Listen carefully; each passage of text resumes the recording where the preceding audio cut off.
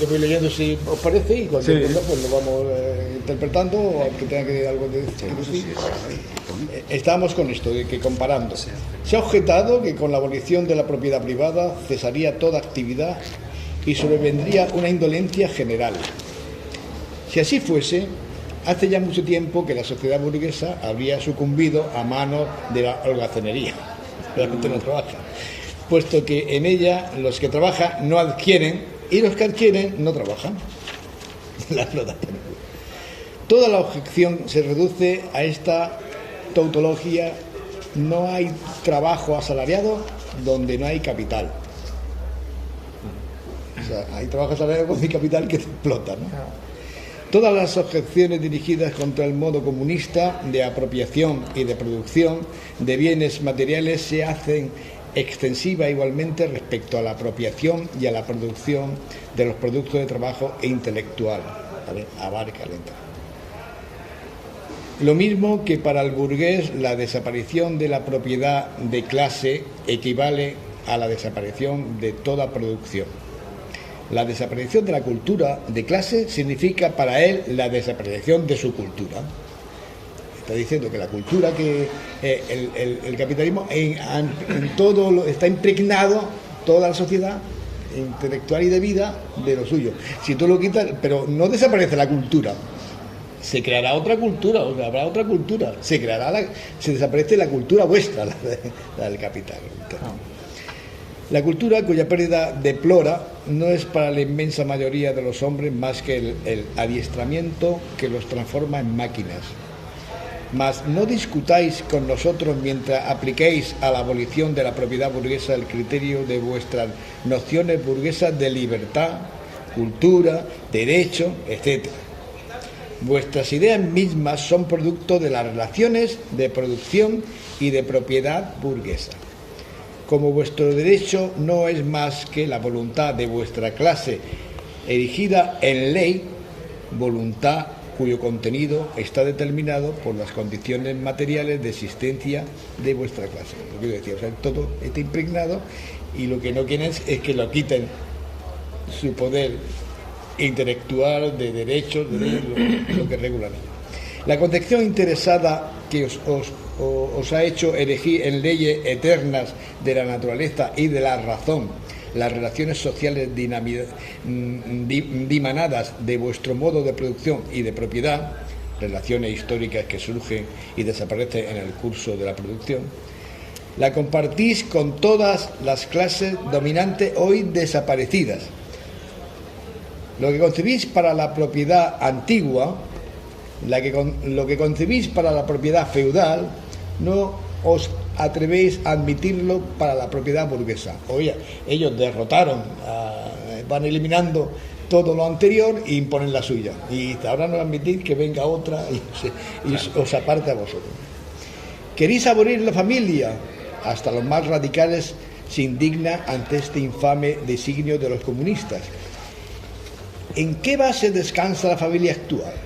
La familia burguesa, en el capital, en el lucro privado. La familia plenamente desarrollada no existe más que para la burguesía, pero encuentra su complemento en la supresión forzosa de toda familia para el proletariado y en la prostitución pública.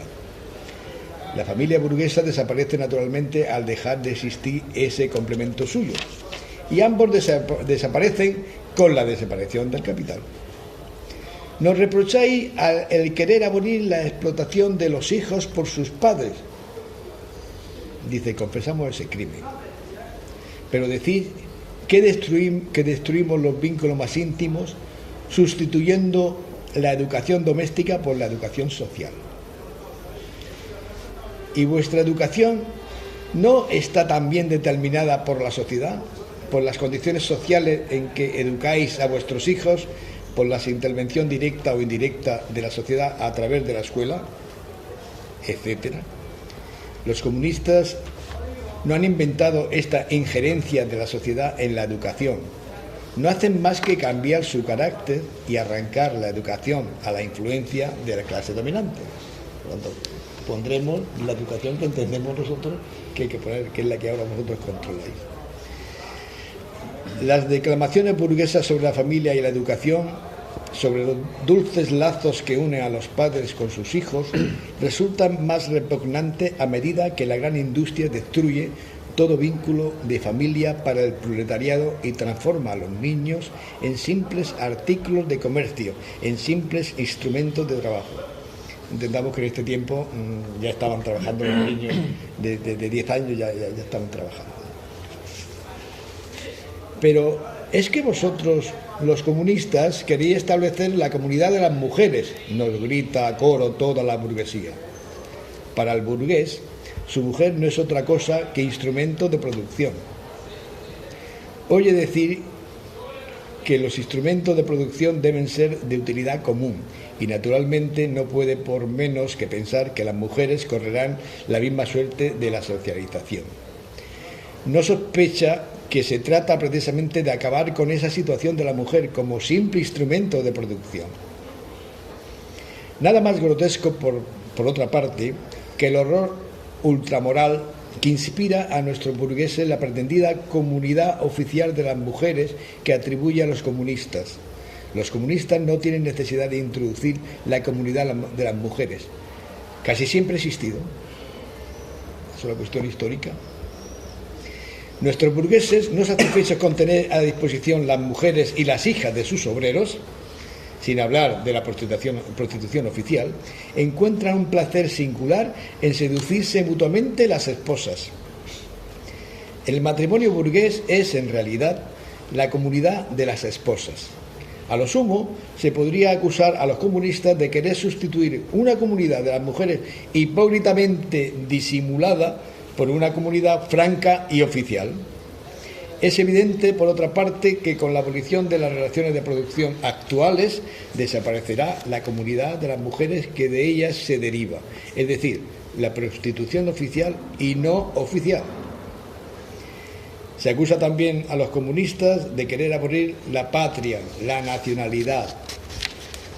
Los obreros no tienen patria. No se les puede arrebatar lo que no poseen. Más, por cuanto el proletariado debe, en primer lugar, conquistar el poder político, elevarse a la condición de clase nacional, constituirse en nación, todavía es nacional. Todavía es nacional, aunque de ninguna manera en el sentido burgués. Cuando que dé alguna aplicación me lo decís, ¿no? Como he leído tantas veces, pues quizá... Sí, se entiende bien. El aislamiento nacional y los antagonismos entre los pueblos desaparecerá día a día con el desarrollo de la burguesía, la libertad de comercio y el mercado mundial, con la uniformidad de producción industrial y las condiciones de existencia que les corresponden. El dominio del proletariado los hará desaparecer más deprisa todavía. La acción común, al menos de los países civilizados, es una de las primeras condiciones de su emancipación. En la misma medida en que se abolida la explotación de un individuo por otro, será abolida la explotación de una nación por otra. Es como una consecuencia. Al mismo tiempo que el antagonismo de las clases en el interior de las naciones, desaparecerá la hostilidad de las naciones entre sí. En cuanto a la acusación lanzada contra el comunismo partiendo del punto de vista de la religión, de la filosofía y de la ideología en general, no merecen un examen detallado. ¿Acaso se necesita una gran perspicacia para comprender que con toda modificación en las condiciones de vida, en las relaciones sociales, en la existencia social, cambian también las ideas, las nociones y las concepciones, en una palabra, la conciencia del hombre? Eso es pura filosofía. ¿Qué demuestra la historia de las ideas sino que la producción intelectual se transforma con la producción material? Las ideas dominantes en cualquier época no han sido nunca más que las ideas de la clase dominante. Cuando se habla de ideas que revolucionan toda una sociedad, se expresa solamente el hecho de que en el seno de la vieja sociedad se han formado los elementos de una nueva, y la disolución de las viejas ideas marcha a la paz con la disolución de las antiguas de la vida. Bueno, yo aquí estaba pensando en la anterior, cuando dice eso de que demuestra la historia de las ideas, sino que la producción intelectual se tal. Las ideas dominantes en cualquier época no han sido nunca más que las ideas de la clase dominante. Nada, es una redundancia, pero claro, vas leyendo clase y estamos acostumbrados a oír el concepto de clase actual. Y ya en el inicio del manifiesto ya dice que el objetivo es la constitución del proletariado en clase. Es decir, el proletariado no tiene por qué ser una clase. Para que sea una clase tiene que haber habido luchas, tiene que haber habido una conciencia, tiene que haber una actividad. Entonces, claro, aquí está repitiendo clase, claro. Cuando esa gente ya ha luchado, ya es consciente de la situación, es cuando tú expones con poder tus ideas, ¿no? Digamos que la clase, o sea, un grupo social, un grupo de gente, pueden ser de la clase, pero no son conscientes de que es clase. Entonces no es clase. O sea, un grupo se constituye en clase cuando es consciente y se organiza, claro, de que es clase. Y si es clase, hay que decir que hay otra clase y está jodida por la otra clase, o él está jodiendo a la otra clase. Sí. Creo que es interesante lo que tú explicabas una vez, la palabra clase, de donde viene, de que es un toque de silbato, clasicum, ¿no? De clásico. De que llamas a... en la palabra, ¿no? Sí, a mí me clarificó muy bien el concepto de clase, lo que tú explicaste. Eso, pero luego también eso, que es lo que decía Antonio, Pero a veces dice, esta es de la clase, claro, esta es la clase obrera, sí, pero la clase obrera no está constituida como clase, claro, no es consciente. Habrá algún elemento que sí, pero la mayoría no. Porque si estuviese constituida como clase estaría organizada y diría, pues coño, ¿por qué no vamos a dejar avasallar por esto? Vamos a imponer nosotros nuestro sistema de vida para vivir de otra manera, ¿no? Claro. Esto es lo que cuenta Platón con la democracia griega, ¿no? ¿Qué es la democracia? Pues y Aristóteles también, cuando algunos algunos proletarios, pobres, ¿no? Algunos pobres, porque la democracia... Cuando algunos pobres matan a algunos de la clase oligárquica, a otros los destierran, es decir, un proletario que no tiene conciencia no mata a otro, no, estamos hablando ya de una cosa ya constituida, una manera de ser, una manera de vivir, una manera de vivir los aspectos más cotidianos, ¿no? Entonces, este es el concepto de clase que está mencionando aquí continuamente, es decir, que por eso... cuando dice aquí que en cualquier época no han sido nunca más que las ideas de la clase dominante, claro, porque ya está puesta ahí. Si es necesario me cargo a lo destierro, porque ya está... Impone lo suyo. Exacto. En la clase dominante sí tiene claro y está organizada y sí lo tiene claro. Las otras clases que son explotadas, que son de otro tipo, no son conscientes de su situación. Yo había marcado este último que yo he leído, cuando se habla de las ideas que revolucionan toda una sociedad, se expresa solamente el hecho, cuando se habla de ideas que revolucionan toda una sociedad, que se alteran, sí, que hay modificaciones.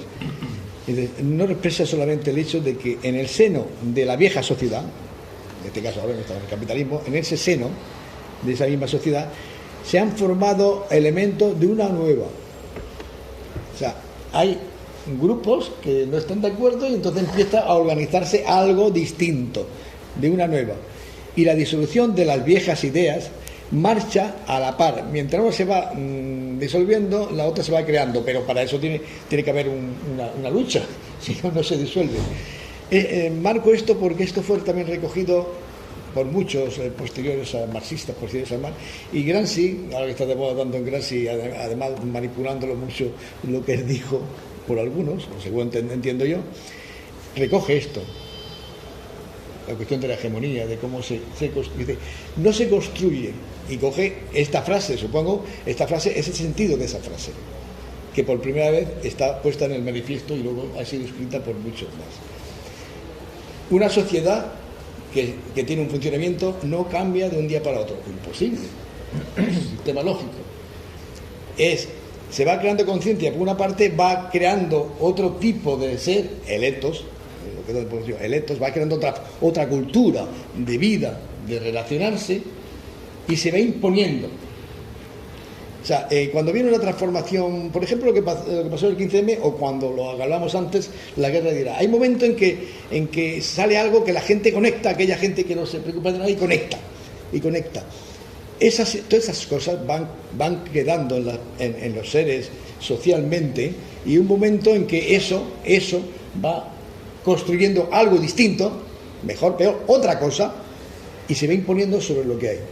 Y por eso los cambios nunca son históricos, a través del tiempo, no son de hoy para mañana. Cuando surge algo así fuerte es porque hay matices que se han ido creando ya, que se van acumulando y al final ¡pum!, revienta, como pasó en la Revolución Francesa, ¿no?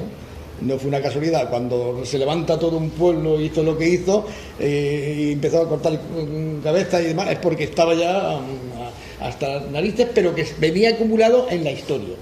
O sea, ningún cambio, que es lo que dice la frase, que se ha sido recogido por muchos intelectuales marxistas después, es que una sociedad es como es, y poco a poco va cambiando. Para que cambie, o sea, para que coja el poder total, ha tenido que empezar un proceso largo, lento, tranquilo, pum, pum, de ir imponiéndose a la otra. No es decir, hoy acaba esta y mañana empieza la otra, no, porque no, socialmente habría un vacío, ¿no? Simplemente quería destacar que esta frase que dice aquí el manifiesto ha sido recogida, esa interpretación ha sido recogida por muchos posteriormente. Ahora me he acordado al leerlo, ¿no? Concretamente, Gramsci en los cuadernos de la cárcel lo tiene. En el caso del mundo antiguo y las viejas religiones fueron vencidas por la religión cristiana. Cuando en el siglo XVIII las ideas cristianas fueron vencidas por las ideas de la Ilustración, que aquí también corresponde con esta época, cuando empieza el origen del capital, cuando empezó el origen del capital, cuando se pasó, ya se acabó el feudalismo y empezaron el absolutismo. El absolutismo fue una de las bases para la constitución del capital. Repartir las tierras, la propiedad, que no existía, en la época feudal no existía tierras, como ya vimos, sino simplemente estaba el señor feudal, que era el que dirigía aquello, pero no eran suyas de propiedad privada, era el feudal. Aquello era suyo mientras estuviese en el feudo. Si se va del feudo, lo pierde, ¿no? Y no haya propiedad privada. Pues el absolutismo ya no, empezó a dar ya, y con las conquistas se lo daba en propiedad, y de ahí es donde sale. Los más espabilados asumen eso, y los otros se quedan sin poder coger ni la leña, que hasta los derechos de costumbres que había de recoger la leña a la gente humilde para poder calentarse, o coger las cuatro piñas o cosas que luego vendían, hasta eso se lo prohibieron porque era propiedad privada, y históricamente nunca había sido propiedad privada. Entonces, en este momento, también en este siglo, es cuando empieza con la Ilustración, también con la Ilustración, la religión católica, que había tenido también monopolio religioso, ideológico, familiar y demás, empieza a fastidiarse. Entonces, lo que está contando aquí. Y sin duda, se nos dirá, las ideas religiosas, morales, filosóficas, políticas y jurídicas, etcétera, se han ido modificando en el curso del desarrollo histórico. Pero la religión, la moral, la filosofía, la política, el derecho, se han mantenido siempre a través de esas transformaciones. O sea, se transforma y tiene relevancia algunos puntos que antes no lo tenían, pero siempre existe. Eso en toda sociedad siempre ha existido, de una manera o de otra. Lo único que está al servicio del que tiene la hegemonía de esa sociedad. Existen además verdades eternas, tales como la libertad, la justicia, etcétera, que son comunes a todo estado de sociedad. Pero el comunismo quiere abolir estas verdades eternas, quiere abolir la religión y la moral, en lugar de darles una nueva forma, y por eso contradice a todo el desarrollo histórico anterior. Quiere crear un nuevo modelo, donde él dice aquí que la religión y la moral. Se creará otra cosa que sustituirá a lo que hoy se llama religión o moral. Dentro del marxismo, la moral no es que esté mal vista, sino que la interpretación que le damos o que le da esta sociedad de moral, de moraleja en tipo monjil, o tipo dice, el ser humano tiene ética, no tiene moral, tiene ética, tiene principios éticos, y aplica ese sentido que tiene de respeto social, de respeto a la humanidad, pero por ética, no a la moral. ¿A qué se reduce esta acusación? La historia de todas las sociedades que han existido hasta hoy se desenvuelve en medio de contradicciones de clase, de contradicciones que revisten formas diversas en las diferentes épocas. Pero cualquiera que haya sido la forma de estas contradicciones, la explotación de una parte de la sociedad por otra es un hecho común a todos los siglos anteriores. Por consiguiente, no tiene nada de asombroso que la conciencia social de todos los siglos, a despecho de toda variedad y de toda diversidad, se haya movido siempre dentro de ciertas formas comunes, dentro de unas formas de conciencia, que uno piensa y actúa, que no desaparecen completamente más que con la desaparición definitiva de los antagonismos de clase. Una clase crea su conciencia o hace que crea que los que no son de su clase hagan una conciencia general, pero es la conciencia de los que realmente tienen el poder. Entonces cualquiera en ese tiempo, igual que ahora nos encontramos cada día también, dice, eso, pero ¿qué te estás diciendo? ¿Cómo vas a quitar eso? Tal como tú lo interpretas, sí que lo quito. No va a desaparecer, porque la conciencia la tenemos todos los seres humanos, sino darle otro sentido, darle otras vías para que piensen de otra manera. ¿Y qué es de otra manera? Pues al menos que no se deje explotar, que no se deje engañar, que no se deje manipular por las leyes que tú impones. Dices que la ley hay que respetarla. ¿Quién ha hecho esa ley? Me has dicho a mí, me has pedido la opinión, a mí no me has pedido. Yo me voy y me encuentro que me cambian la ley. Bueno, que eso lo dicen ahora mucho. No, hay que respetar la ley. Coño, claro. Si la ley es la que te va bien a ti, no quieres que se cambie. Y si no te va bien, va y la modifica, pero la modificas tú. No es como en la Grecia ateniense clásica, donde allí iban todos a la asamblea y allí discutían y allí salían leyes, más que leyes, no las leyes como entendemos ahora de reglamento. Esto es así, no. Sería la idea y luego se elegía un juez para que juzgase quién la cumplía y quién no. Pero eso era consensuado allí. No nos gusta, pero otra vez todos juntos la modificamos, la matizamos, pero ¿ahora qué se hace? Ahora se crean parlamentos de gente representativa, que ya decían los griegos, que no existe la representación, no es democracia.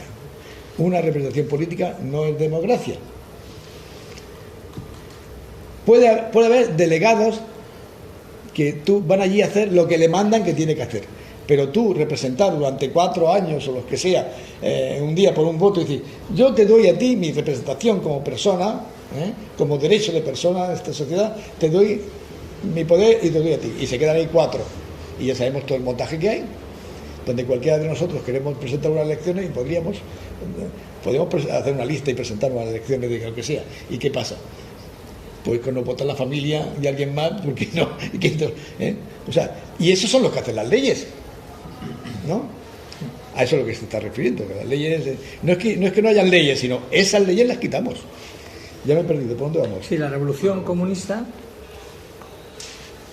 La revolución comunista es la ruptura más radical con las relaciones de propiedad tradicionales. Nada de extraño tiene que en el curso de su desarrollo rompa de manera más radical con las ideas tradicionales. Mas, dejemos aquí las objeciones hechas por la burguesía al comunismo. Como ya hemos visto más arriba, el primer paso de la revolución obrera es la elevación del proletariado a la clase dominante, la conquista de la democracia.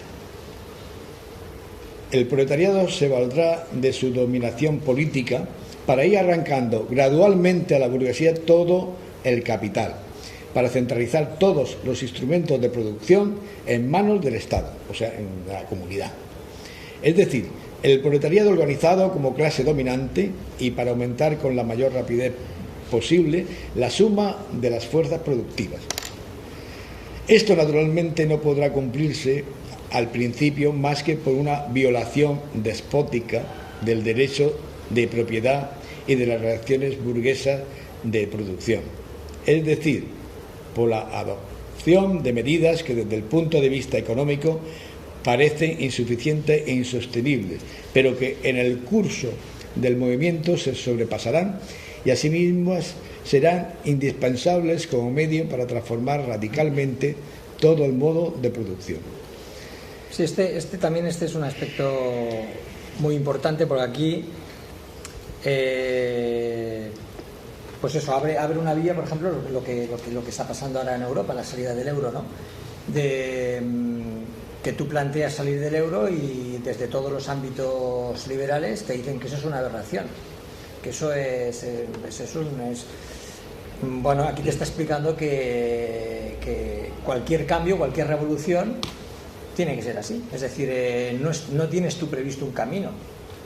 Tú das ese paso contando con unas hegemonías, pero el desarrollo futuro, en un principio puede parecer que es lo que dice aquí, ¿no? Dice, es decir, por la adopción de medidas que desde el punto de vista económico parecerán insuficientes o insostenibles. Pero ¿cómo sostienes que quieres ahora, yo qué sé, pero salir de Europa exacto, pero en el curso del movimiento se sobrepasarán a sí mismas y serán indispensables como medio para transformar radicalmente todo el medio de producción. Es decir, es en el camino, es en la actividad, en el quehacer, cuando te encuentres en una nueva situación, que tú podrás establecer un nuevo camino. Es decir, que claro, desde el paradigma liberal te van a decir que dentro del paradigma liberal esto es una aberración. Es lo que han montado, claro, ellos. Dice, esto pero no funciona, pero no funciona bajo el sistema liberal. Claro. Nosotros que queremos crear otra cosa que no es el liberalismo. Claro. Porque dice, no, tú te sales poniendo el ejemplo, te sales del euro y ¿qué? Aquí un desastre. ¿Con quién vas a comerciar? ¿Con quién no? Evidentemente que tal como está montado, si un país lo hiciera individualmente solo, estaría muy jodido, claro, pero no se muere por eso. Lo que pasa es que no tendría sus coches, no tendría todos esos medios, y claro, tendría que crear otro tipo de estructura, pero sí podía comerciar con países, con China, que en China comercia todo el mundo hoy, que es el imperio del futuro, tal como se va viendo, y tendría otras vías, tendría con América Latina, con Brasil. Pero la condición es... No te van a morir de asco, claro, evidentemente ellos harían que te ahogases. O sea, lo va a pasar mal, pero porque ellos mismos intentan, no pueden que ese modelo, porque le estás quitando un gran poder y sería un principio de algo que viene, claro, atrás, que es que se va creando algo nuevo. Y si aquí se crea algo nuevo, macho, esa frase, claro, se crea algo nuevo, se va creando algo nuevo y lo otro va desapareciendo, claro, que vamos a desaparecer. Claro, pero eso históricamente nuevo, es así, claro, y alguna vez cambiará, alguna vez desaparecerá, no sabemos cuándo, pero desaparecerá. Pero eso algo nuevo tiene que ser, pues eso, de una clase ya constituida, en la cual sabes los sufrimientos que vas a tener que pasar. Y muy consciente, claro, de lo que va a hacer. Porque sabes... primero tienes que ver dónde está el problema. Yo aquí no aguanto así más. Claro. Entonces vas construyendo. Claro, ningún cambio es un paseo. Es muy fuerte. No. Pero aquello dice, ¿qué? ¿Vale la pena vivir así o luchar? No han acostumbrado a esta sociedad en que aquí uno se agacha la cabeza, bueno, me bajan el salario, bueno, ¿qué va a hacer? Y bueno, habrá que votar, como en Inglaterra, ¿no? No sé cómo habrá quedado la elección, pero allí la gente, toda la gente mayor votando a los Tories de las narices, porque nos va a dar más seguridad. Este que viene diciendo esas cosas... Entonces, mira, los jóvenes son los que parece ser que hacen más caso, porque los jóvenes tienen la vida por delante y quieren otra vida, ¿no? Bueno, ahora va a venir lo que es las consignas, siempre ubicándonos en la época, lo que aquí dice, pero que algunas de esas son genéricas. Estas medidas, naturalmente, las que se han de tomar cuando uno quiere cambiar las cosas, serán diferentes en los diversos países. Sin embargo, en los países más avanzados, se está refiriendo a más avanzados del capital, podrán ser puestas en práctica casi en todas las partes las siguientes medidas.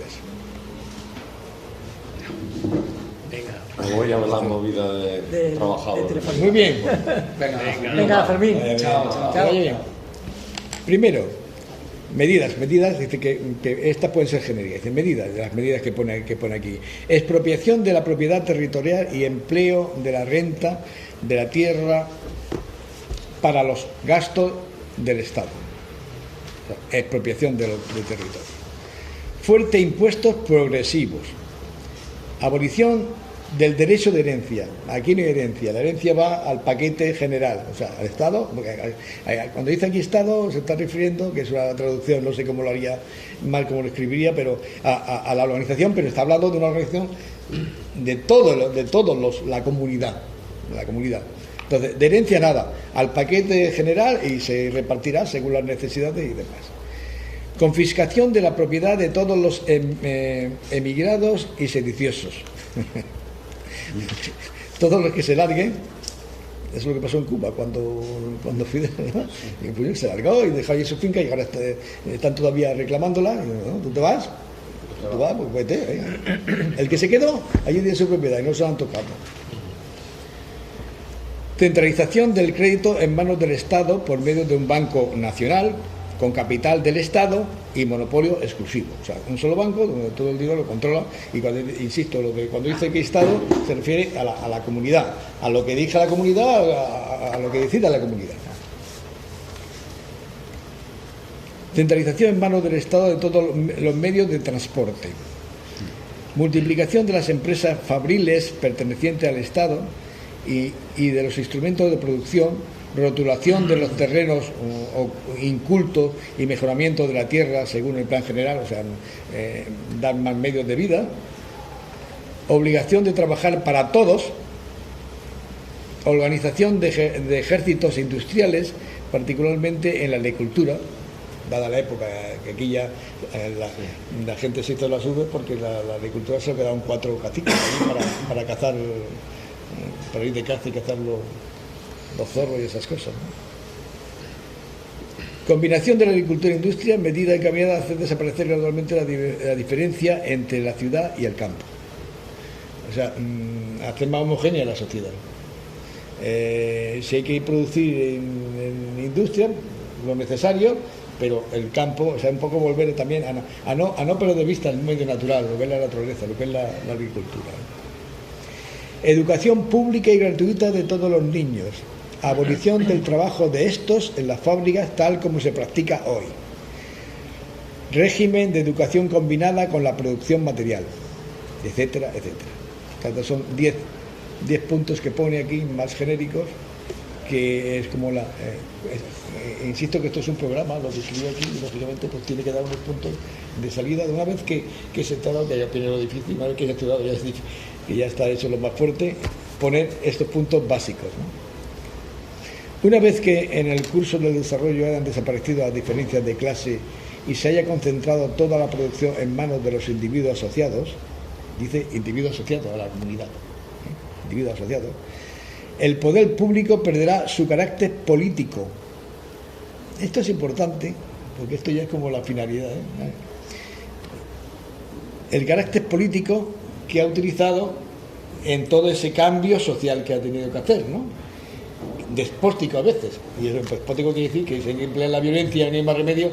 Nunca, Marx siempre ha dicho que si se hace por otro medio mejor, pero si no hay más remedio tienes que emplear la violencia porque o lo matas tú o te mata él.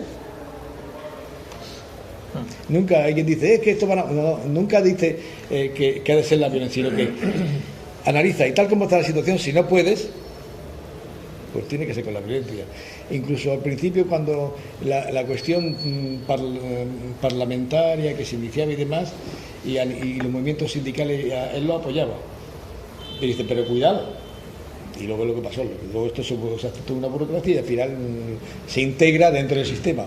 Lo importante es ir al sistema que te está explotando y te está subyugando. Si no lo eliminas, todo lo que creas tiene que ser otras vías que no sean las violentas, bien, siempre que avances, pero si no avanzas, o sigues así, o si no tendrás que emplear la violencia, porque ellos sí que la emplean, en todos los medios, ¿no? Sí, subyace como una idea de legítima defensa, ¿no? Evidentemente, la fuerza, ¿no? Yo lo quiero vivir así, quiero vivir de otra manera, y tú te enfrentas a mí, pues que me quieren machacar a mí, pues mira, pues nos vemos en el campo de batalla, a ver quién puede. El poder político, hablando propiamente, es la violencia organizada de una clase para la opresión de la otra, ¿eh? ¿Qué frasecita?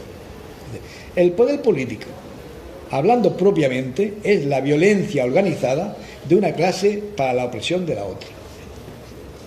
O sea, la política es el medio dialéctico y de negociación, pero es un arma. Es un monopolio de la fuerza, evidentemente. Se usa. Sí, eso pasa hoy. ¿Para qué? Pues yo defiendo estos intereses, pues lo utilizo para estos intereses. Pero claro, pero puede ser también como clase que acabas de asumir el poder, También. porque ya has hecho tienes una hegemonía. Lo que quiero decir es que no hay ese bonismo de que no, con consenso podemos... Bueno, el consenso, cuando llegue el momento del consenso ya te darás cuenta de por dónde va el consenso, ¿no? si el Cuando empiecen a caer los primeros hace muertos... que tú hayas realmente avanzado pero seriamente, Sí. tu estructura te puede valer. Pero consenso para que todo quede igual, No. bueno, entonces estamos en el mismo punto. Pero vamos a seguir porque aquí Sí. ha dicho antes lo que el poder público perderá su carácter político. Es importante esa frase, el poder político. Dice, el poder político lo define que solamente es la violencia organizada de una clase para la opresión de otra. Si en la lucha contra la burguesía el proletariado se constituye indefectiblemente en clase, si mediante la revolución se convierte en clase dominante y en cuanto clase dominante suprime por la fuerza las viejas relaciones de producción, por la fuerza, suprime al mismo tiempo que estas relaciones de producción las condiciones para la existencia de antagonismo de clase y de las clases en general, y por tanto su propia dominación como clase. O sea, si ya no tienes clase a la que combatir, ya no tienes que emplear los órganos que te has ido creando para conseguirlo, ahora ya lo has conseguido, ya no tiene por qué darse, ¿no? En sustitución de la antigua sociedad burguesa, con sus clases y su antagonismo de clase, surgirá una asociación en que el libre desenvolvimiento de cada uno será la condición del libre desenvolvimiento de todos. Claro, esto es un fin casi utópico, pero potencia ahí en la frase también. si todo se hace, digamos que a nivel de ciencia, si esto fue ciencia, bueno, ya no tiene enemigo, ahora ya no tiene, ni existiría Estado como tal. El Estado es la propia, no necesita Estado en el sentido de político represivo, porque nada tiene a quien reprimir. Entonces ellos tienen que darse sus mandos. Es lo que se llama, por eso siempre se ha interpretado que el comunismo, es al final en esta frase que dice, es el comunismo. El socialismo es mientras que se hace el cambio, ¿no? Yo recuerdo cuando empezaba con esto, era muy joven, hay dos fases, el socialismo y luego al final está el comunismo. El comunismo es cuando ya no hay clase y ya no se necesita ni el partido ni la organización. La organización tiene que ser la propia comunidad que se quita sus propias organizaciones. Evidentemente, yo entonces lo veía utópico, ahora también lo digo viendo porque con la mala leche que tenemos los seres humanos y los desvíos que hay, siempre tienes que tener ciertos controles. Pero bueno, en teoría es así. Si tú eliminas a todos los que te están oprimiendo, eso sí, tienes que estar convencido de que tú eres uno más de los millones que hay. Y que tú vales en base a tu proporción como ser humano y tu opinión valdrá lo que vale. Pero que el consenso es lo que valdrá, lo que digamos entre todos. Cómo se articula todo eso, que hay también teorías, incluso en la sociedad de hoy, con lo grande que es, se puede comparar a la de Atenas. Allí se juntaban los que eran ciudadanos de derecho, que eran una minoría, claro, pero se organizaba. Hoy día también se puede organizar de otra manera. Pero bueno, este es el sentido que le da, y con esto, frases de las que aquí hemos leído, se han tomado en la historia mucho y se han dado muchas vueltas. El sistema liberal para machacarlo, e incluso gente que llamada comunista y que no era comunista, pero con un criterio muy distinto, porque en el siglo XIX, ya muerto Marx, pues hubo una corriente que se llamó luego el positivismo, donde interpretaba las cosas de Marx y interpretaba a su manera, cosa que nunca decía.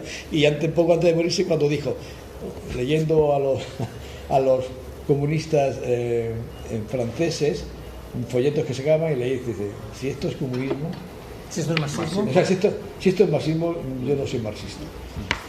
Claro, porque porque luego están las interpretaciones que se hacen de las cosas, ¿no? Claro, es que el pensamiento de Marx viene, Por eso aquí es muy importante, viene del concepto de comunidad, viene del concepto griego de comunidad. Entonces, esa es la génesis del y sin pensamiento. poder ninguno, sino Claro. la comunidad es la que decide. ¿Se equivoca? Pues si se equivoca ya corregirá. Cuando se tope, coño, pues para allá. Porque no hay un futuro. Por eso en Speyman, siempre que hablamos de Máximo o de otros teóricos, vamos a la fuente. No vamos a las interpretaciones, vamos a la fuente. Este es marxista, como a Marx lo interpretan de tanta manera, como a Gramsci hoy. Hoy a Gramsci pues lo está interpretando todo el mundo, hasta los liberales lo interpretan para lo que les interesa. Entonces, nosotros hicimos un seminario de 5 años leyendo los cuadernos de la cárcel, que es donde está la esencia fundamental, que son apuntes nada más, no he escrito libro, y que cuesta leerlo porque tienes que ir para atrás, para adelante. Y son apuntes que no te está diciendo 5 años. textualmente cosas en concreto. Te 5 está hablando años, de 5 años a nuestro ritmo, ¿no? del protestantismo. Sí, ¿no? 5 años hemos estado. Y dices, hostia, a ver qué está diciendo, ¿no? Son 40 y tantos cuadernos en apuntes y son 3 librotes. Pero claro, ya te digo, porque repite, el tío iba haciendo apuntes para tener documentos suyos y luego hacer alguna obra cuando pensaba al salir de la cárcel, pues hacerlo en obra ya. Y luego, claro, empieza y va apuntando temas. Luego esos mismos temas los va desarrollando más. Algunos los desecha y otros los potencia más.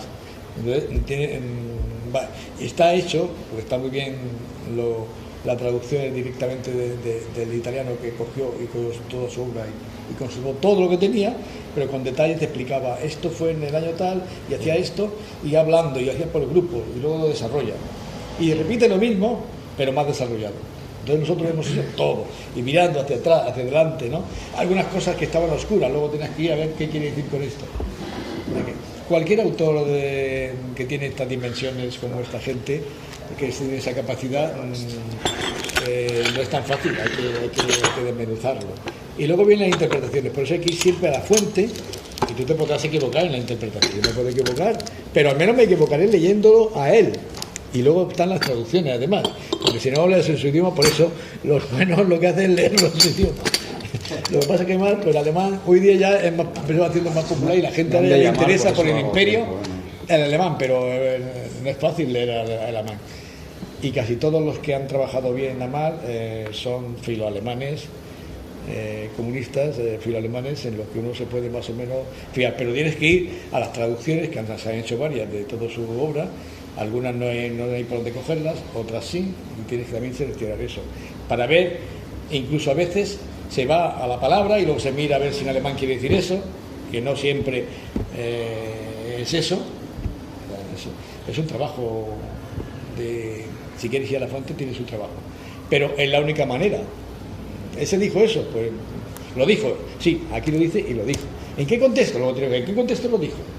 Bueno, pues en tal contexto. Y de ahí sale lo que tú crees que es. Y se le ha dado unas deformaciones tremendas, porque solo había publicado 4 cosas de él. La URSS empezó a hacer todo, a traducir todos sus manuscritos, y se cree también que algunas desaparecieron, que algunas cosas que no interesaban intencionadamente. Sí. Después se han recuperado, no lo quemaron, pero lo arrinconaron. Y después ahora se está haciendo una nueva donde es todo lo que escribió Engels y Marx, todo, que serán 50 o 60 tomos, porque estará el fotocopia del original y impreso en alemán. Y luego si alguien lo hace en castellano alguna vez, pues ya se verá, ¿no? Y entonces ahora se conocen, se tienen muchos más datos que eso, y de Gramsci también se tienen datos, pero en ese mismo no tuvo acceso al Capital, al Manifiesto, a 4 cosas que habían publicadas históricas, pero no tuvo acceso, por ejemplo, a los Grundrisse, que es donde está la fuente del propio Capital, y otra serie de cosas, ¿no? Bueno, pues con esto ya os digo, aquí queda que la siguiente hace una valoración de los grupos que habían entonces, se refiere básicamente a Foucault, a Simeon, que eran comunistas, pero eran cooperativistas, o Proudhon, que era un socialista, él le llama pequeño burgués, porque Proudhon a que él le respetaba mucho, pero luego lo criticó fuertemente porque dice que no es por ahí. Decía que admitía el capital como tal. Lo que pasa es que no había que explotar a la gente y había que darle suficiente para que viviesen bien. Entonces decía, no, eso no, esto lo eliminas o no lo eliminas. Entonces otra cosa que le metió en el libro este de, ¿cómo se llama? ¿Cómo se llama el título ahora? De Proudhon, que Marx escribió su... La miseria... Sí, la filosofía de la miseria, y él dijo, miseria de la filosofía. Básicamente lo que el Marx le criticaba es que cuando en el Capital decía, el dinero, lo malo es el dinero. Estamos obsesionados con el dinero. El dinero es que corrompe todo. Ya Marx dice, no has estudiado a fondo lo que se pasó él un montón de años estudiando la economía burguesa y liberal. ¿Y por qué se pasó tantos años? Porque dice, a esto tengo que conocerlo a fondo, a ver de dónde viene. Y de ahí salió luego el Capital, después de estudiar todo eso. Dice, el dinero es un equivalente, eso es nada. O sea, el problema no está en el dinero. Dice, no, hay que sustituir el dinero por bonos. Dice, pero si no tienes dinero y tienes bonos, la funcionalidad es la misma. Bueno, ya puedes, llámale como quieras. Es una herramienta. Llámale moneda oro o llámale bono de papel, yo qué sé. O sea, eso es lo que ahí, más o menos, 4 líneas dicen. Y con esto damos por concluida, si os parece, el manifiesto. Si tienes alguna cosa. Una apunta a lo que decía Antonio sobre las interpretaciones de Marx. Quiero decir, siempre que se lee un texto que explicaba, hay que ir al texto, a la fuente. Pero aparte de eso, tienes que ser consciente de, y eso es una crítica a todas las interpretaciones que se han ido haciendo a lo largo de la historia, algunas interesadas, ¿no? como los círculos de la izquierda actual, ¿no? la Clau, todos estos, ¿no? Sí, la Clau que interpreta a Gramsci como nos sale de las pelotas. Pues claro, tú coges a Marx y tú para entender a... Es un intelectual argentino. Es donde se han basado mucho, sobre todo Errejón, siempre está nombrando a la Clau. Es Gramsci lo lee de él. Lo lee por un autor. Lo lee por un autor, entonces queda el trabajo de Gramsci queda reducido a un giro lingüístico.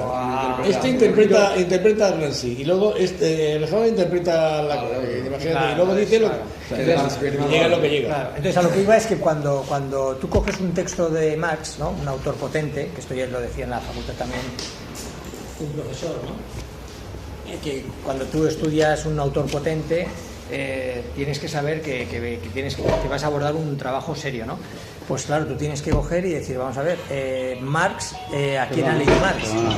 Marx ha leído todo el pensamiento clásico, todo el pensamiento de la época clásica. Leía en griego. Porque tuvo que hacer una tesis, su tesis doctoral era sobre Demócrito y sobre Epicuro, y los textos de Demócrito y Epicuro no están en un libro, están diseminados por toda la obra del pensamiento clásico, con lo cual él tuvo que leerse todo el pensamiento clásico, Aristóteles, luego Hegel. Marx era un hegeliano, tú tienes que entender a Hegel para entender los conceptos, como este concepto que utiliza Marx. No puedes hacer una interpretación en base a tu bagaje cultural si no has hecho como mínimo un intento serio de ver cuáles son sus... Es decir, que eso es una crítica no a nosotros, que hacemos lo que podemos, pero sí a ciertos intelectuales que se dicen marxistas y a lo mejor no han hecho un trabajo serio. Cuando hay otra gente que la está haciendo, el Dussel y todos estos están haciendo un trabajo serio. Por eso, el marxismo, ha habido muchos tipos de marxismo. Y algunos han jodido o nos han jodido, algunos que no han dado historia, nos daban documentos y cosas y decían esto. A mí siempre me parecía muy duro. Yo que siempre me he identificado enseguida por el fondo, pero había formas que esto no acabo de entenderlo. Bueno, pues será así, pero la propia violencia, esto hay que matarlo. Bueno, vamos a ver, estamos entre seres humanos, pues, habrá que ver qué hay aquí. Y es lo que se vino a llamar el positivismo.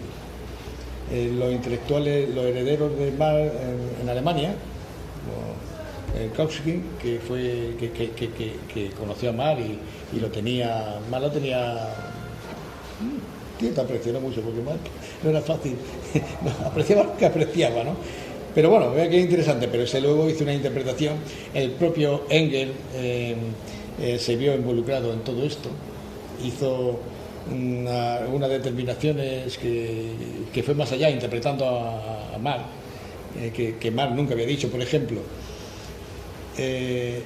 Marx nunca dice más o menos la interpretación genérica se puede deducir de sus escritos, pero nunca dice la expresión de materialismo histórico.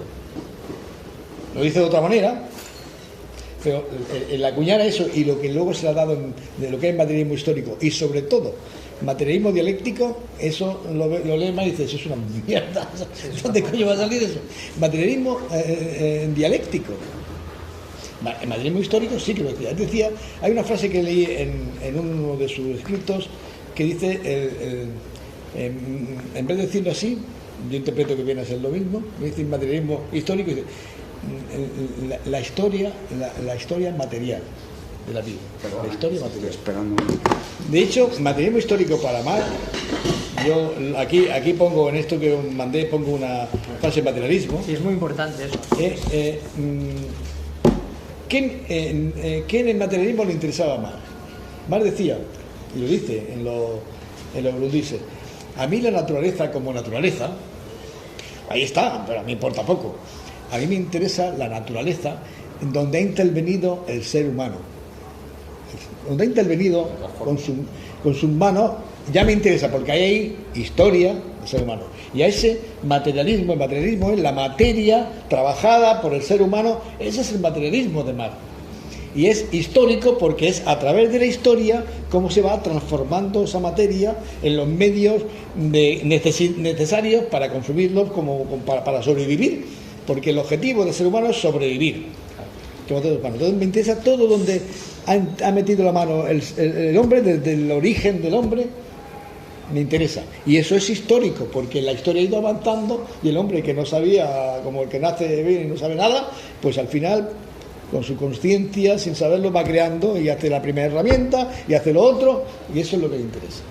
Entonces, materialismo histórico, cómo se ha ido toda la intervención humana en la materia que ha hecho el ser desde su origen hasta hoy. Ese es el materialismo histórico de Marx. Pero a mí, como lo contaba, dicen, materialismo histórico, ¡za! Esto. La historia es material, no existe. Entonces, hay algunos, entonces dice, ¿qué es primero?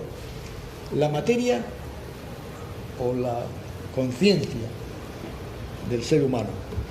Entonces los materialistas, dicen los clásicos, a él le llama los marxistas-leninistas, le llama la corriente que se llama marxistas-leninistas.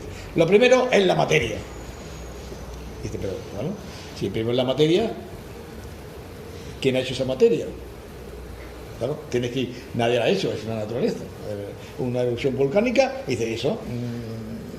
Esa materia está ahí, pero no es la materia de Marx. La materia de Marx es la que ya ha intervenido el hombre. Pero antes de intervenir el hombre tiene que pensar, oye, ¿qué hago yo con esto?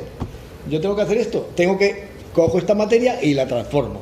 Por lo tanto, primero es la idea de lo que quieres hacer y luego viene la materia como un elemento que es con el que puedes conseguir tener esa satisfacción o esa necesidad. Bueno, digamos, por ejemplo, la historia. Y entonces, en todo el siglo XIX y parte del XX y toda la historia, pues es un dogmatismo muy cerrado del marxismo y se ha deformado bastante. Esa es mi opinión. Bueno, ¿qué hora es? Y 12:20. 12:20. Hago la introducción de esto. Aquí 10 páginas me parece que he hecho, que me ha costado lo suyo, porque yo lo que quiero mostrar aquí un poco, porque a mí, como para mí fue es el alma del capital, me parece, el pensar de dónde sale el capital, cómo se crea el capital, eso que llaman plusvalía y plusvalor y demás, que ya la burguesa también le llaman plusvalía, pero al beneficio que tenían, pero decía que eso era porque eran muy vivos y sabían negociar y tenían su ganancia.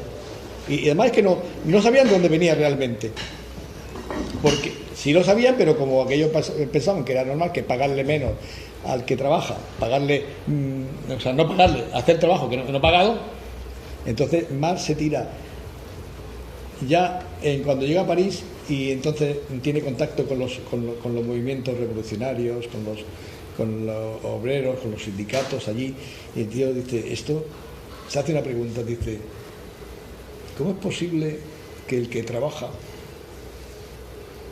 cada vez es más pobre? Y para el que trabaja, el que controla el trabajo, cada vez es más rico. Entonces se dedicó años y años a estudiar la economía política clásica de final del siglo XVIII, desde Smith, Edward Smith, que fue el padre de la economía esta liberal, a estudiarlo, y luego fue ramificando, porque Marx era un fanático del estudio en el sentido de una cosa, hasta que no lo tenía clarísima. Si está estudiando y salía un ramal que dice no sé qué, iba por allí, y por eso nunca escribía casi nada, porque para escribir algo tenía que tener la totalidad, y como estaba en un momento de evolución el capital muy fuerte en esos años, pues cuando iba a ponerse a escribir ya había salido algo nuevo, a estudiarlo. Estudió también la tecnología, la aplicación de la máquina en el trabajo, o sea, era un estudioso. Entonces ahí intuía cosas, ella tenía la idea de la explotación donde venía desde hacía años, pero le faltaba materializarlo. Por ejemplo, el valor que aquí yo pongo, el valor como valor, eso lo llegó a poner en la segunda edición del Capital en el año 1873, en la segunda edición alemana.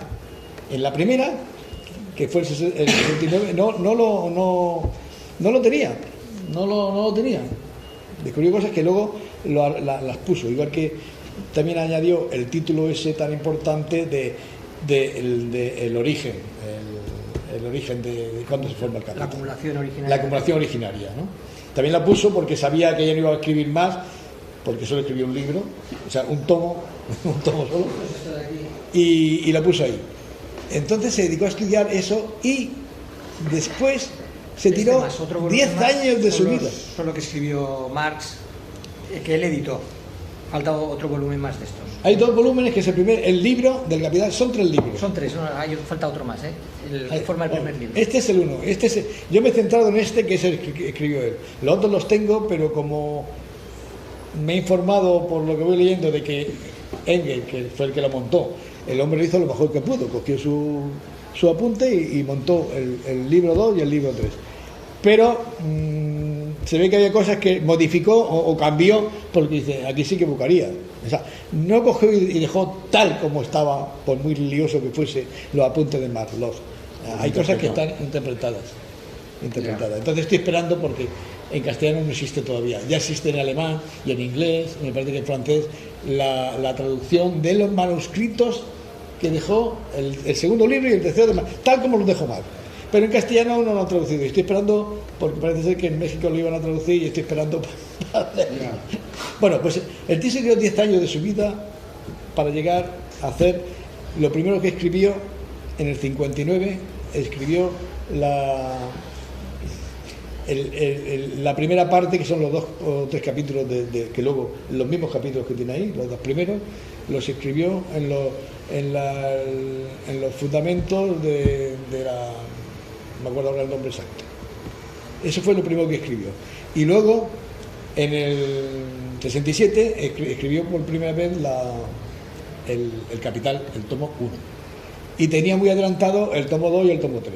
Pero entonces pasó lo de la Comuna de París, y cuando pasaba algo así, entonces se lanzaba a colaborar y a la lucha de su posición, de intelectual y dando mensajes y demás. Y luego ya se vio ya muy mayor y ya sabía que no iba a escribir. Escribió un libro de un plan que tenía en el Capital, del Capital solo, no los anteriores, sino el Capital tenía un proyecto de 73. Escribió él, escrito, corregido y puesto en la calle, solo uno. Esos 3 volúmenes que son un libro, o solo uno. O sea que 73 partes de su obra, de la que tenía potencialmente en los apuntes apuntados, porque iba a tocar el Capital en general, el Capital en particular, la tierra, que entonces aún, hoy día ya está muy lejana, pero entonces aún estaba el tema de la tierra, el tema del Estado, el tema de la nación entre naciones y el tema internacional, la dependencia entre, o sea, todo lo mismo del capital en pequeño o en plan sencillo, pero todo eso las consecuencias que tiene a nivel mundial. O sea, que era una obra inmensa la que tenía. Y solamente escribió, hubiese dado 3 o 4 vidas para acabar eso. ¿Por qué? Porque era un fanático de estudiar. Quería, cuando dijera A, es que eso era A, y no había en el mundo quien le dijera que no, porque lo había mirado todo. Y tenía una capacidad de análisis tan fuerte, aunque al final decía, ya hago hasta falta de ortografía, ya, cuando tenía ya 80 años, ya dice, ya. Aprendió ruso Aprendió ruso a los 75 por cartas. Me parece que ya lo comenté, porque alguien, una revolucionaria rusa, le mandó y dice... Belasazulich, ¿no? Belasazulich era, ¿no? La carta de Belasazulich. Belasazulich. Y con los nombres se me van muy bien. Y dice, sí, señor Marc, lo que dice está muy bien, dice, pero aquí en Rusia esto me parece que no se puede aplicar. La teoría de la evolución, como dice el manifiesto, pero del capital, el desarrollo, dice, no, dice, por aquí todos somos agrarios, aquí no hay industria. Entonces, ¿cómo que no? Entonces, dice, mire, le voy a estudiarlo esto, a ver, y le contesto. Entonces el tío le contestó a cabo de meses, dice, tiene usted razón. En Rusia, lo que yo, dice, lo desconocía, la idea que tenía era distinta, ahora en estos meses he estudiado y lo que es otra cosa. Voy a seguir estudiando y le voy a decir la forma en cómo ahí... Y el tío se puso a estudiar y a estudiar ruso. Chino llegó a hacer su pinito en chino, porque se puso a estudiar todo sobre China y sobre todo la zona coreana y demás. Y fue descubriendo, y el tío necesitaba, porque veía, y ahí se metía. Dice, no, ustedes llevan razón, que ustedes no pueden hacer el planteamiento de atacar al poder en los planteamientos que yo hago, porque claro, él lo había hecho en base europea desarrollada, que eran 3 países básicamente: Inglaterra, la primera, Francia y Alemania, que estaba empezando, y luego Estados Unidos, que ya estaba, era como la segunda, ya.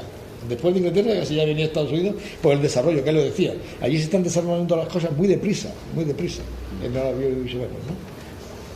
Bueno, pues entonces hizo el capital. Entonces yo he hecho una extracción le he llamado origen y primer ciclo del capital, porque creo que lo básico donde uno ve el por qué existe el capital. Entonces os voy a explicar un poco el proyecto de la soja. Al principio, para empezar, el Marc, cuando empieza a ver, dice, ¿qué es lo que vemos nosotros en el capital? Lo primero que se ve, y seguimos viendo nosotros, es la mercancía. O sea, nosotros vamos por la calle, está todo lleno de productos, y eso es lo que ve. Yo necesito un ordenador, pues bueno, a ver cuál me gusta, y dice, es algo que aparece ahí, pero ¿qué hay detrás? Eso es lo que aparece. Y eso es el final del ciclo. Entonces os puse un esquema, hice un esquema al final, muy sencillo, esto es la copia de Dussel, donde sale del dinero como dinero, pues es el capital. El dinero se ramifica en 2 puntos, que es trabajo y los medios de producción para hacer el trabajo, y de ahí sale un producto. Ese producto va al mercado, se lanza al mercado como mercancía ya, que es la mercancía que nosotros vemos, y luego en la circulación del mercado, a esto le llama circulación, vende esa mercancía, y resulta que yo puse D, y al final de todo ese proceso tengo D más plusvalía. Entonces el tío coge y parte de aquí y va indagando hacia atrás a ver dónde está, pero eso a base de estudiar y ver dónde está, dónde se produce la diferencia. ¿Por qué la gente gana dinero vendiendo? ¿Dónde se produce, no?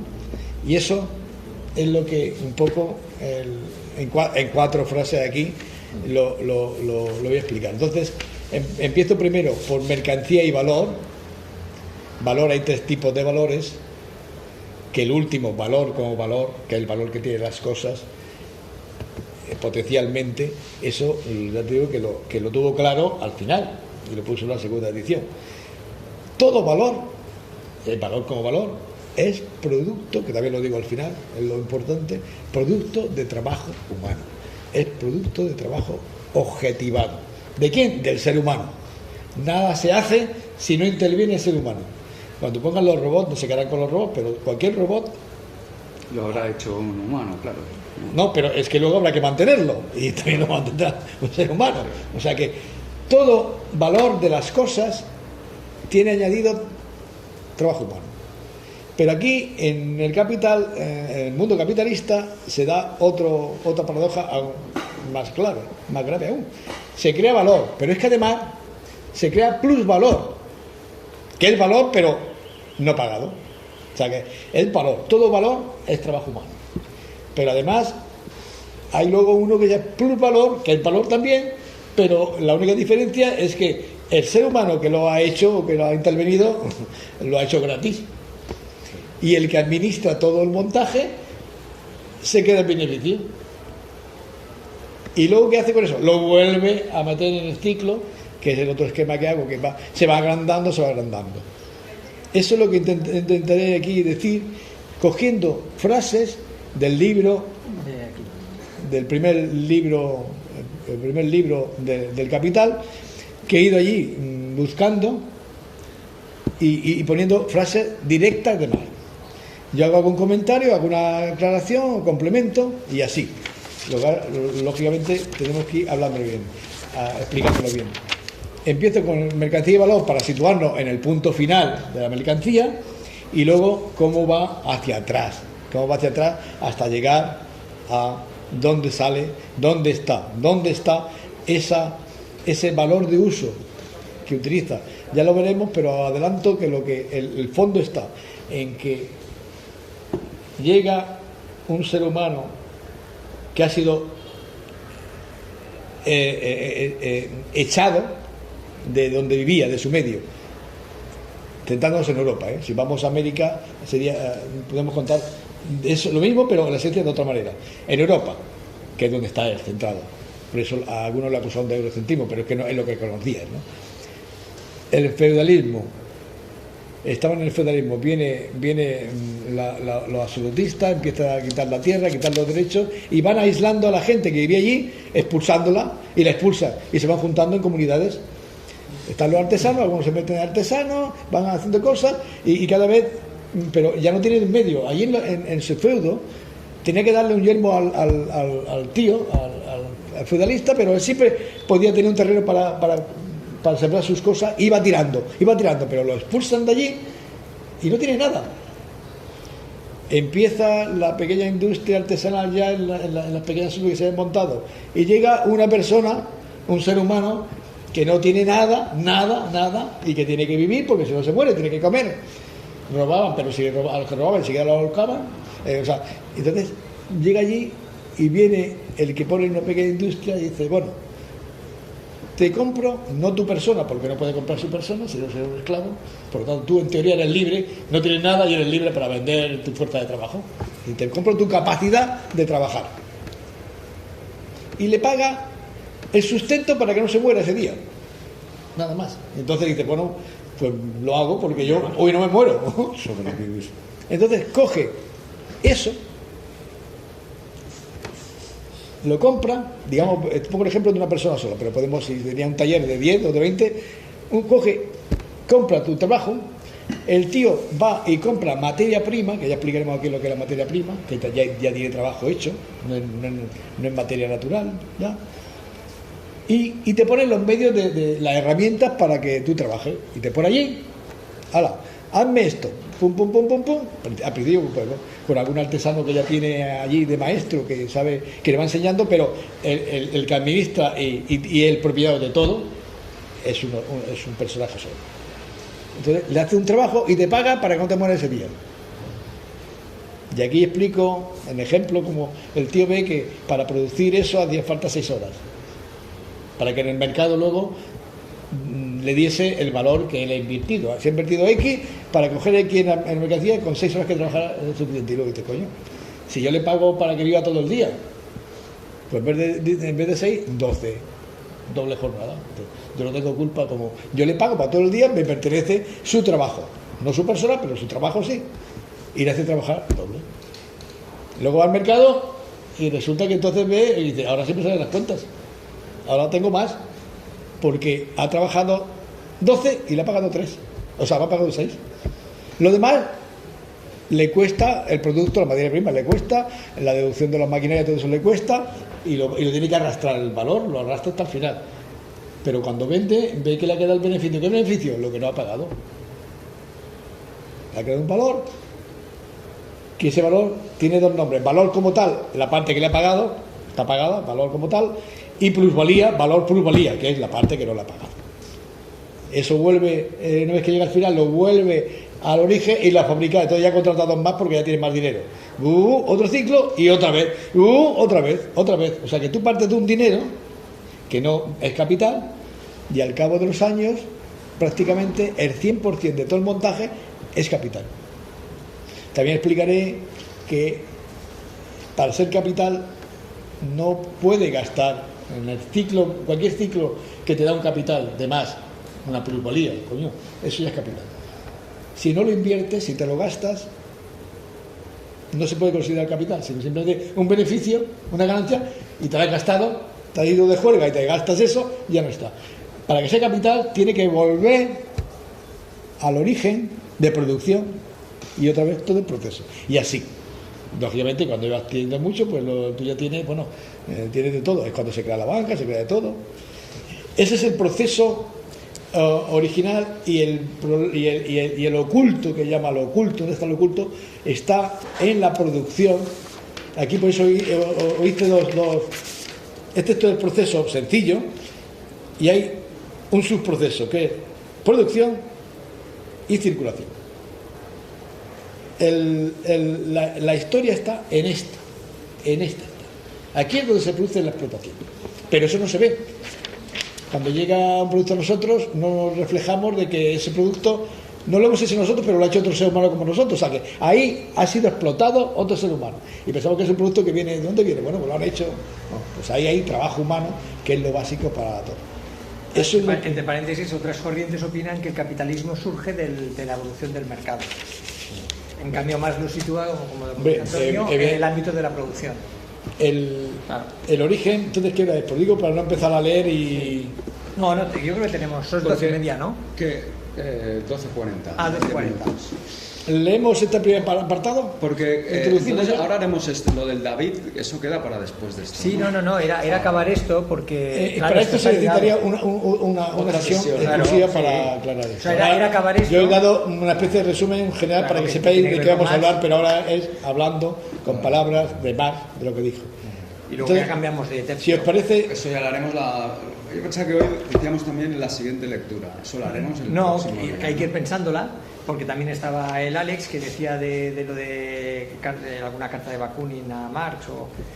Entonces, como tiene que ver también con Marx, también sería bueno igual situar la carta primero, porque sería una carta, es decir, que es igual en una sesión, pero que hay que ir pensando ya en la siguiente. Entonces, lo de David... ¿Habéis visto lo que ha puesto David? Sí. ¿No? Del libro. ¿Qué te suena eso? Sí, lo hemos comentado antes. Nos ha comentado el Fermín, que es muy buen libro. Política de Chul Han. Sí. Bueno, luego una bola de drag. No, nos ha comentado el Fermín, que era un muy buen libro.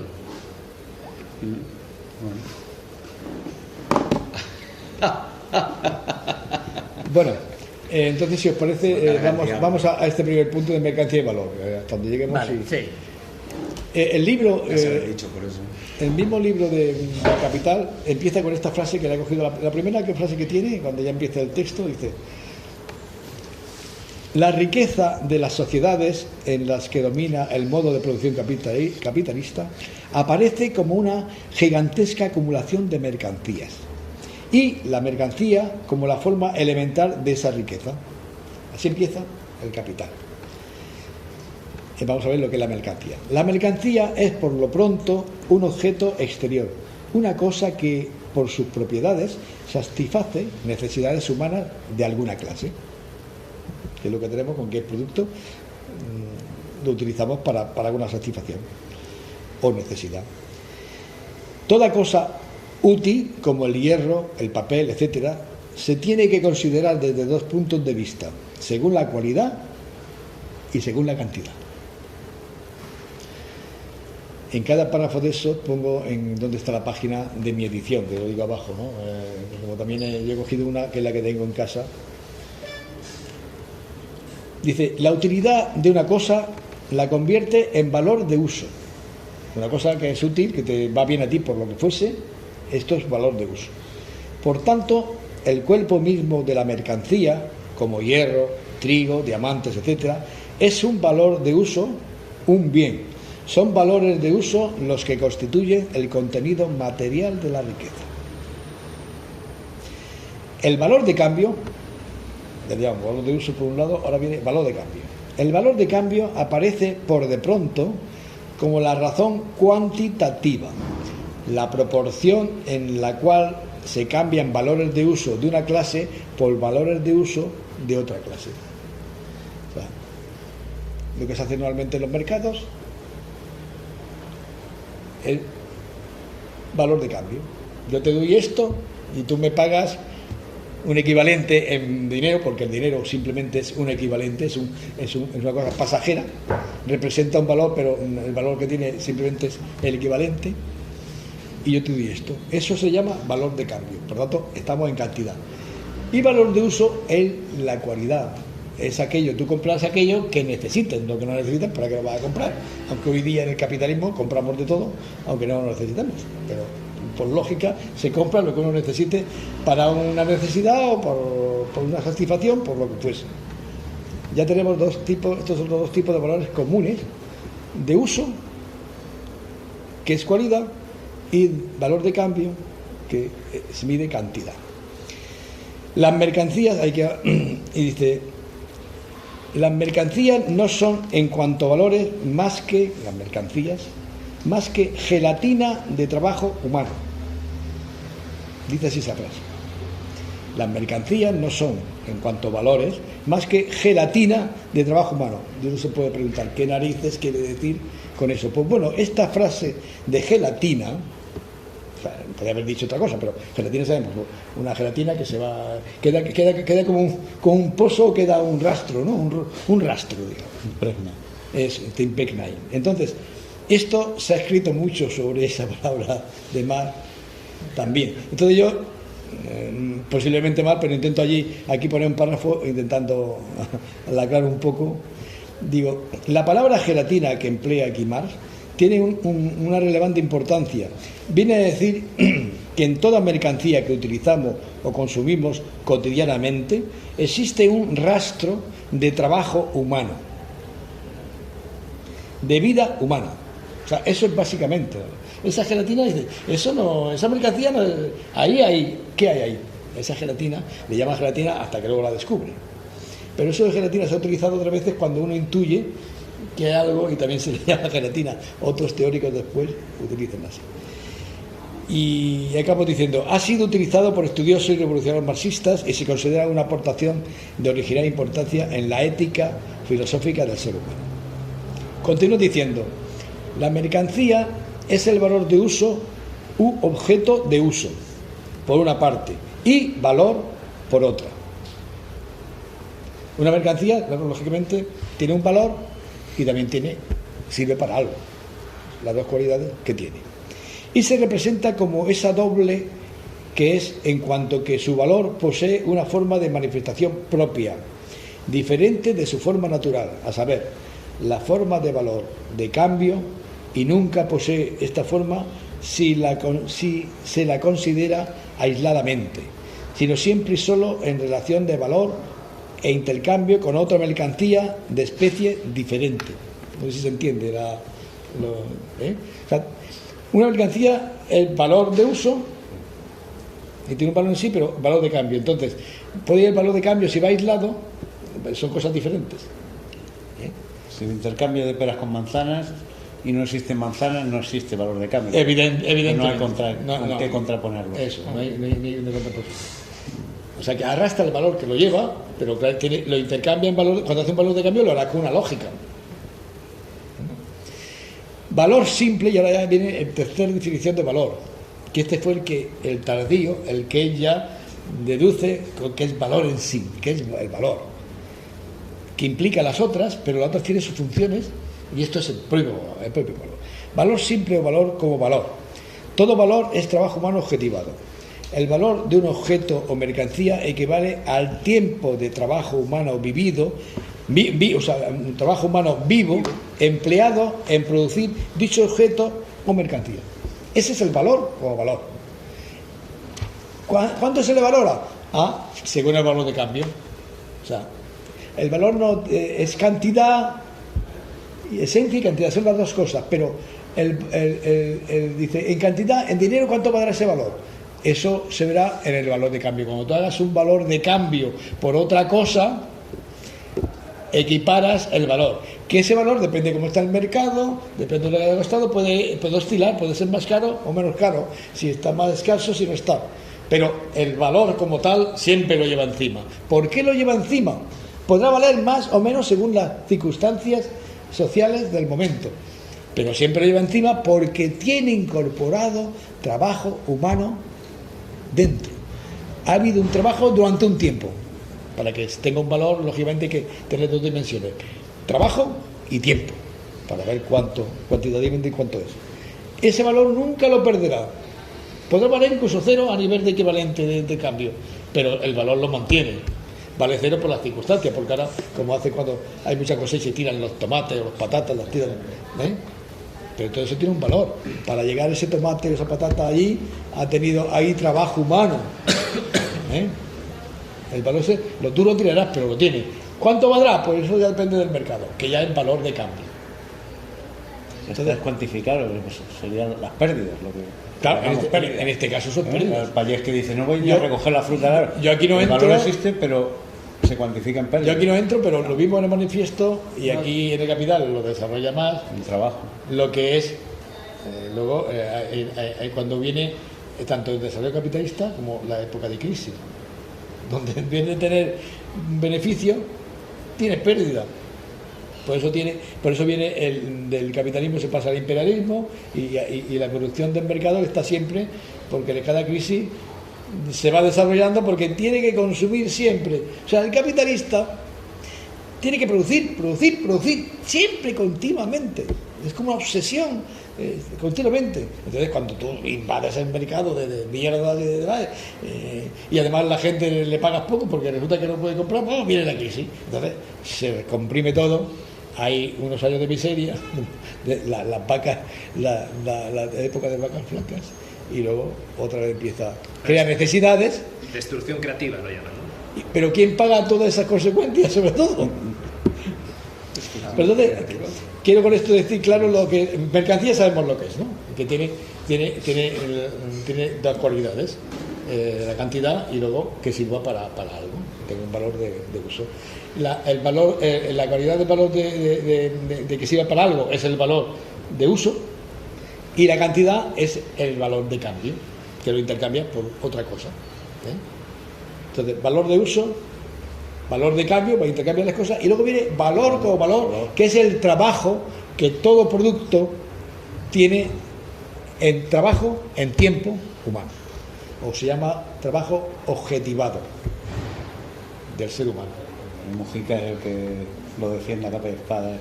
Tu tiempo. Es que es eso. El trabajo humano es el que ha construido el mundo tal como está. La naturaleza es lo que era, pero esto sigue en planeta por eso. Pero todo está hecho por trabajo humano, no hay vuelta. Mucha tecnología que vendrá, pero si no hay alguien que con su sentido creativo o de conciencia haga las cosas, no habrá nada, ¿no? Entonces ya finalmente digo, el valor de uso define la cualidad. Bueno, esto también lo he leído, ¿no? ¿Lo he leído ya? Sí.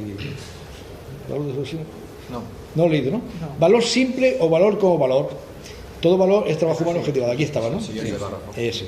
Entonces, el valor de uso define la cualidad de un objeto y sirve para satisfacer una necesidad. Pero puede no contener así. Esto es el apunte mío. Lo que está inclinado es de cursiva, es de Mar, y lo otro es el mío. El valor de uso, esto quise aclararlo porque existe. Valor de uso define la cualidad de un objeto y sirve para satisfacer una necesidad, pero puede no contener valor. El valor de uso, excepciones, ahora lo explicaré aquí, pero hay que ir a apuntarlo porque ahí es muy excepcionante, que no puede tener no valor. Es decir, no tiene trabajo humano, porque valor es trabajo humano.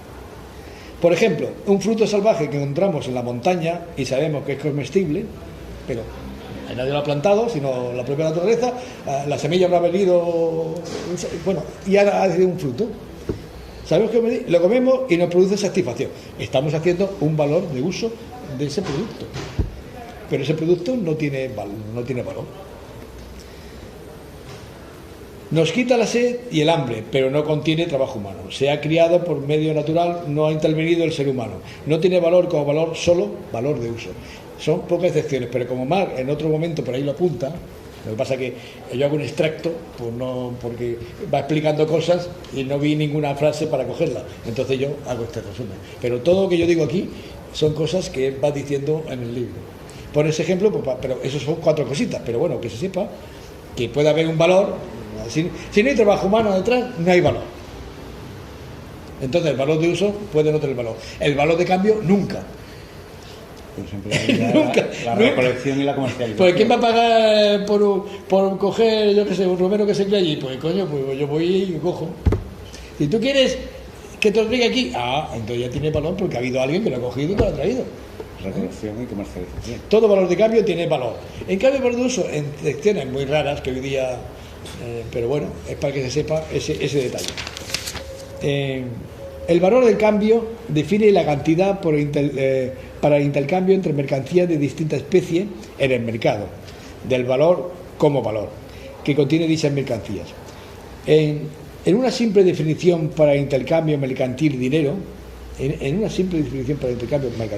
y la utilizada por el propietario o capitalista, pero realmente se intercambia valor como trabajo humano objetivado. O sea, aquí quiero aclarar de que va al mercado e intercambia mercancía por otro, pero no están intercambiando la mercancía por otro. Están un bien por otro, pero realmente está cambiando valor por valor, de distintas especies, pero detrás de esos valores está el trabajo objetivado. Que aquí, en el intercambio mercantil, es donde se inició el capital productivo. Digo, los primeros eran comerciantes que iban a comprar un sitio, que había allí los artesanos que hacían sus cositas, o las mujeres hacían sus cosas, lo transportaban a otro sitio y lo vendían a precio, los 3 veces lo que había costado, ¿no? Entonces, pero ellos no producían todavía. Y de ahí van creando, y entonces cuando se dedican a fabricar después, pero al principio, el primer original, digamos, el origen del primer capital que sale en este medio es mercantil.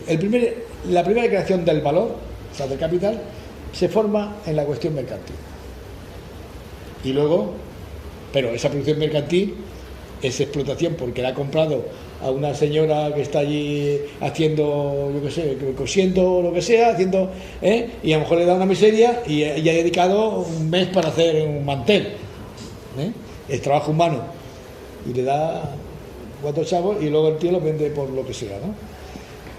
Entonces ese es el origen un poco del origen del capital. Cuando digo ya al final que el capital es el valor que se valoriza. O sea, un valor que tiene más valor, ese es el capital. Y también que el capital es un proceso, no es una cosa, un ente, no es un proceso, porque todo ese proceso que hemos visto de parte de dinero, todo un proceso de producción, y ese proceso es un ciclo. Pero capital, la definición que se le da es valor que se valoriza. Cuando tú empleas y no lo valorizas, eso no es capital. Y todo lo que tú tengas un valor a más de lo que te ha costado, es capital. Y es capital si lo mantienes otra vez en el circuito. Si no, tampoco es capital. Eso y nada más que eso, y parece poco, es el capital.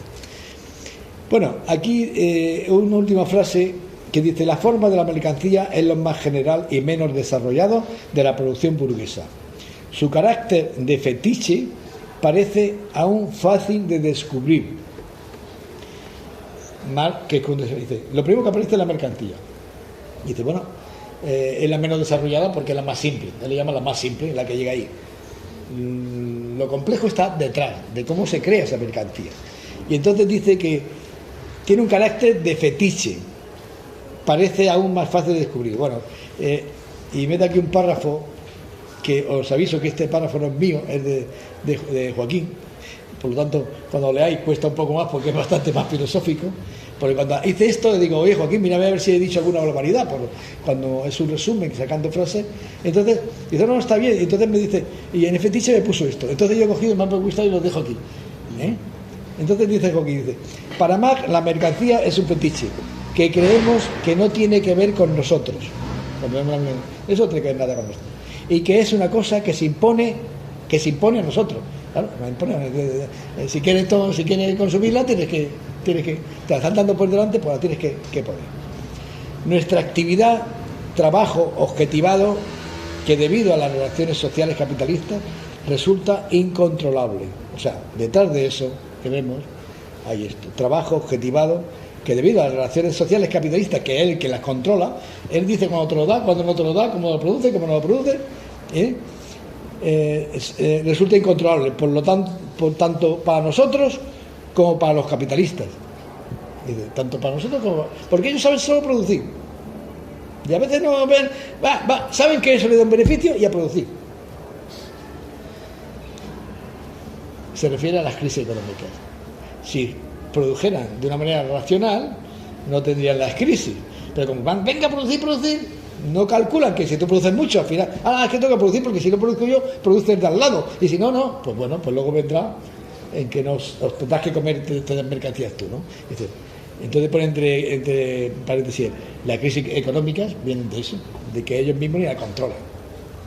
El problema viene cuando hay que explicar que ese ver la mercancía como un fetiche no es un problema mental nuestro, o sea que no es que seamos tontos, no es un problema de mal entendimiento, es que las relaciones sociales capitalistas generan materialmente la imposibilidad del control real de los procesos, que las mercancías tengan esas relaciones entre ellas, o sea, que generan una dinámica que no corresponde a nuestra voluntad y que es estudiada dándola por válida por la economía. La economía dice, esto es un producto, ya está, y no te dice nada más. Estas dependen de las relaciones sociales capitalistas concretas, son ellas que lo crean. Y estas no son naturales, sino históricas y pueden ser cambiadas. O sea, es un sistema de producción capitalista que mete la mercancía como un fetiche, porque te dice, esto es una mercancía, pero no te dice lo que hay detrás. Fetiche, yo luego al final lo pongo, hago en la penúltima página, pongo definiciones para un poco. Y entonces fetiche, ¿qué le he puesto? Ocultamiento ideológico del capitalista por su interés de clase. Marx, lo de fetiche se lo saca así por una cuestión judía y demás. Cuando ve que hay alguna expresión ideológica, esa ideología lo que hay detrás, es un fetiche. Fetiche, te crea lo que entendemos por fetiche, una ilusión cuando detrás no es eso, ni mucho menos. Entonces, concretamente lo de la mercancía, lo leéis tranquilamente, así que el párrafo este de Joaquín, como dice, creemos que ahí no vemos nada nuestro, pues sí, estamos nosotros, porque hay trabajo detrás. Y no podemos controlarlo. Y además no somos tontos porque no lo entendemos, porque si el capitalista ya se encarga de que tú no lo entiendas. Te da el ritmo, te dan los momentos y te lo da todo, tú no te enteras.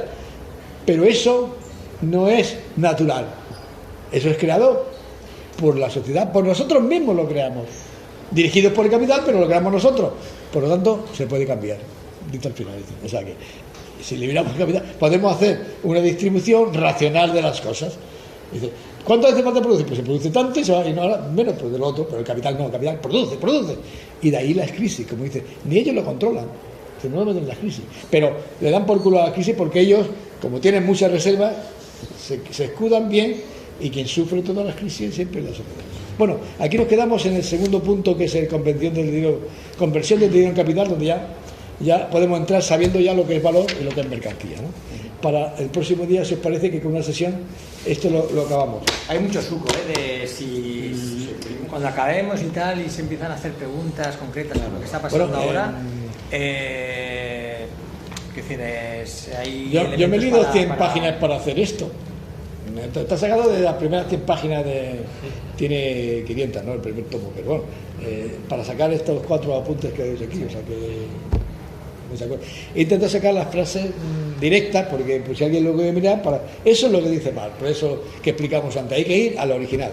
Marx dice eso, sobre la mercancía, dice esto, y no hay que dar interpretaciones. Claro, tú dale la interpretación, pero no digas que lo dijo Marx. Bueno, pues si os parece, yo le he dicho a Pepe que a ver si tenéis un hueco entre final de